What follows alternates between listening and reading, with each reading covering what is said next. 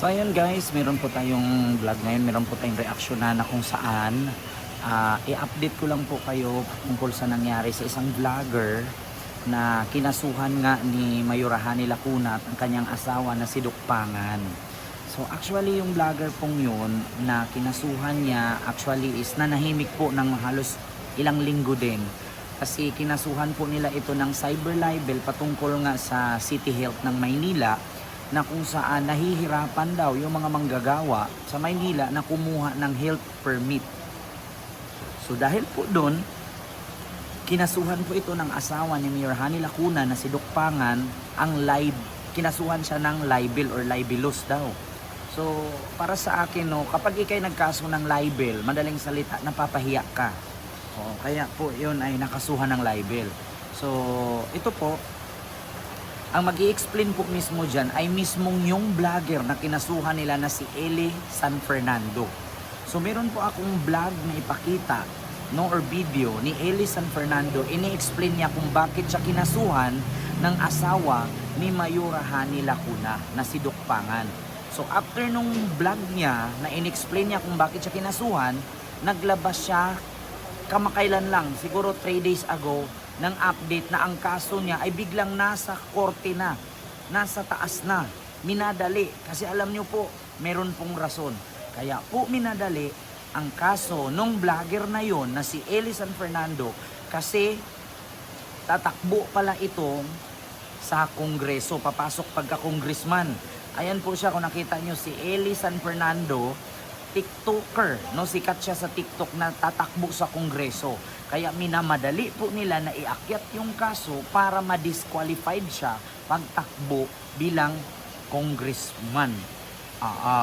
So kaya nga lang nagkamali, naka-file na ng COC. So ito po, i-update ko po sa inyo kung bakit siya nakakasuhan.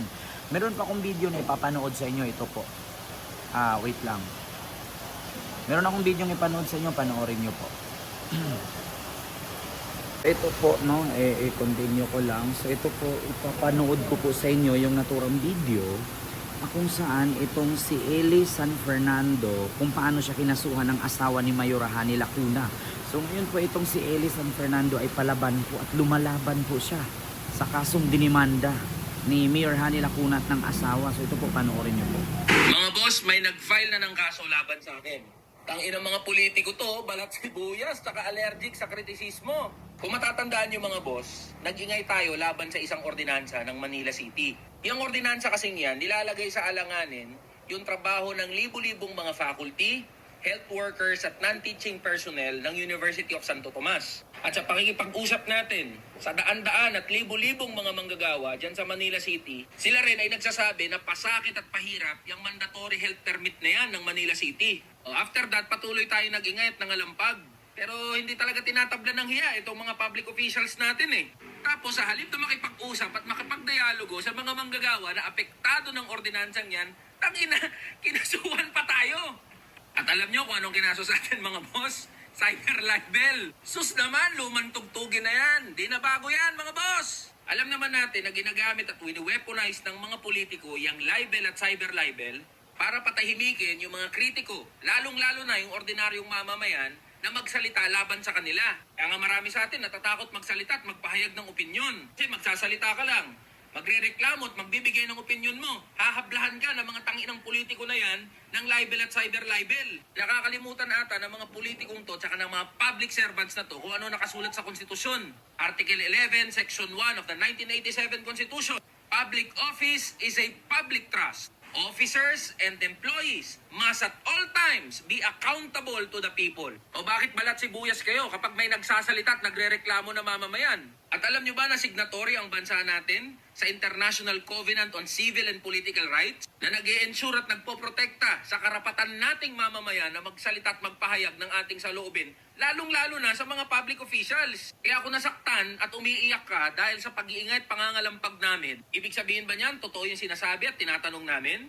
Siyempre magtatanong kami dahil public officials kayo. At kung tingin mo mapapatahimik mo ko dahil sa sinampa mong kaso na cyber libel, ulol! Kayo mga politiko kayo, putang ina nyo. Mag-iingay at mangangalampag pa ako lalo para patunayan at isampal sa mga pagmumukha nyo na hindi habang buhay takot at tahimik ang ordinaryong mamamayan. So ayun po, napanood nyo po, yun po yung dahilan kung bakit nakasuhan itong si Eli San Fernando ng asawa at ni Mayor Hani Lacuna at ni Doc Pangan dahil sa nasilip kasi nitong TikToker, vlogger na si Eli San Fernando itong problema nga sa City of Maynila or sa health permit. No? So ngayon, ipapakita ko sa inyo yung naturang update na kung saan ay palaban itong si Eli San Fernando at kasi tumatakbo pala itong kongresista, pumasok pagiging congressman. Kaya din siguro ito yung rason na minamadali ang kaso at nasa taas na nga, nasa korte na. Oo, so ang ginawa is minadali para ma-disqualified at hindi makapasa sa tawag doon, Certificate of Candidacy, yung nagpa-file siya ng COC. Kasi tatakbo ng congressman. So ito po yung part 2 at update dun sa kaso kung bakit ang bilis, no, at nasa korte na agad. Kamakailan lang yun siya kinasuhan. So ito po, panoorin nyo po. Mga boss, kumusta ang buhay-buhay natin dyan? Si Eli po ito, buhay, ligtas at pumapalag pa rin hanggang ngayon. 2 linggo na mga boss mula nung huli ako nag-upload ng content dito sa TikTok at sa ibang social media platforms ko. Ang rason dyan mga boss ay dahil indicted ako sa isa sa mga kaso na sinampa laban sa akin. Ang ibig sabihin niyan, nakakita ng probable cause ang prosecution sa sinampang cyber libel case laban sa akin. Kaya ngayon, mula sa prosecutor's office, itinaas na sa korte yung kasong hinaharap ko. Kaya ginamit natin yung ilang linggo para makipag-usap sa ating mga abogado, supporter at mga kaibigan para maghanda dito sa kaso na to at sa mga kasong hinaharap at maaaring harapin pa sa mga susunod na araw. Ngayon, marami ang nagtatanong, sino ba ang nagkaso sa akin ng cyber libel?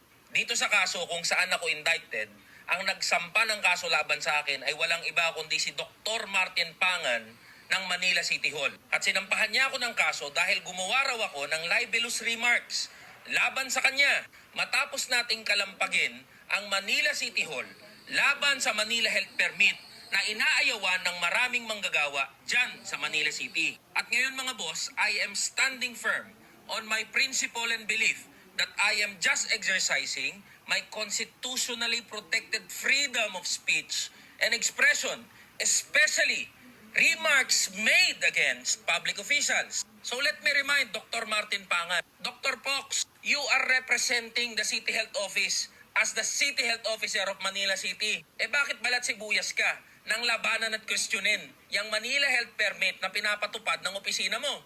And for you to say that you were humiliated because of the remarks made against you, bakit tinanggap mo pa ang pagiging City Health Officer kung allergic ka sa mga kritisismo laban sa opisina mo? Kaya mga boss, lagi kong sinasabi sa inyo, hindi ko atrasan tong kaso na to. We will exhaust all legal remedies para maibasura itong mga kasong pinagsasampa laban sa akin. At sa mga politiko dyan na may balak pang magsampa ng kaso laban sa akin, gusto ko lang ipaalam sa inyo na kung ang habol nyo ay patahimikin ako, hindi nyo ako matatakot o mai-intimidate. Mas magingay pa ako lalo para i-expose yung mga kabulastugan at kagaguhan na ginagawa nyo, lalong-lalo na laban sa mga manggagawa at ordinaryong Pilipino. Kaya mga boss, pupunta kami sa korte para magpiyansa bilang pagkilala sa mga legal na proseso at masigurado yung temporary freedom ko. Kaya maraming salamat mga boss sa patuloy niyong suporta at pakikisa.